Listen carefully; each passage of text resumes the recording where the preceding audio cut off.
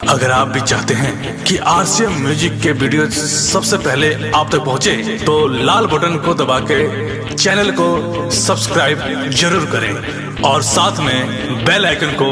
दबाना ना भूलें।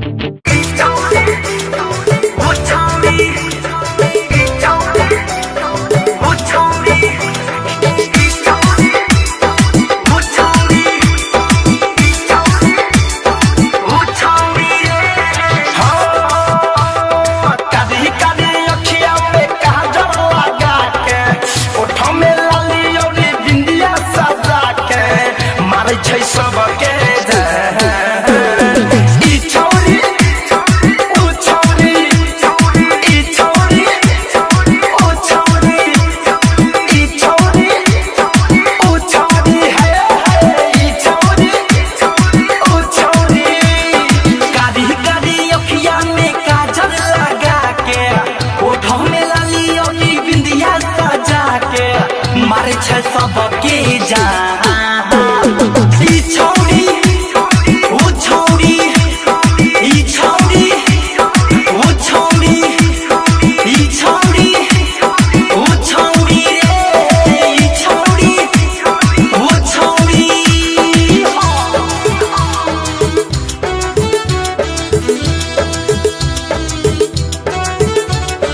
डीजे हरिओम बसंत को डीजे हरिओम बसंत को डीजे हरिओम बसंत को डीजे हरिओम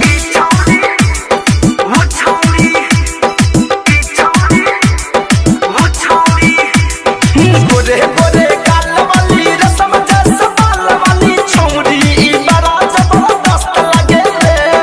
हिरनी जैसन चाल एकर रूप बड़ा माल एकर देखो ना माल बड़ी मस्त लगे रे गोरे गोरे गाल वाली रसम जैसा बाल वाली छौरी बड़ा जबरदस्त लगे रे हिरनी जैसन चाल एकर रूप बड़ा माल एकर देखो ना माल बड़ी मस्त लगे रे गोरे गोरे बोलिया में पाउडर लगा के चिकम चिकम पेटवा में लोशन लगा के चढ़ेली सिनेमा उतार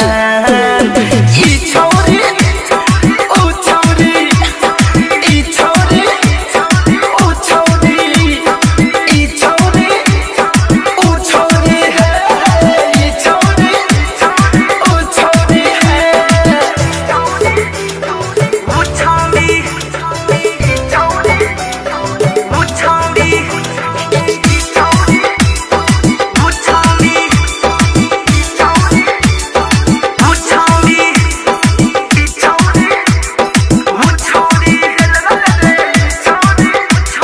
जब से देखल नैन बाटे दिलवा बेचैन बाटे का कहीं कितना परेशान बनी रे धीरज गीतकार हो लागे भइल प्यार हो अब बनी हमर हैरान बनी रे पुत्री धनंजय धड़कन हो लागो तना मन हो का कहीं कितना परेशान बनी रे शैलेश प्रेमी यार हो अब करी है प्यार हो एकरा ना हमू हैरान बनी रे आदित्य मनीष अउरी डीजे महेश आदित्य मनीष अउरी डीजे महेश लागे लेली परा ई छौरी ओ छौरी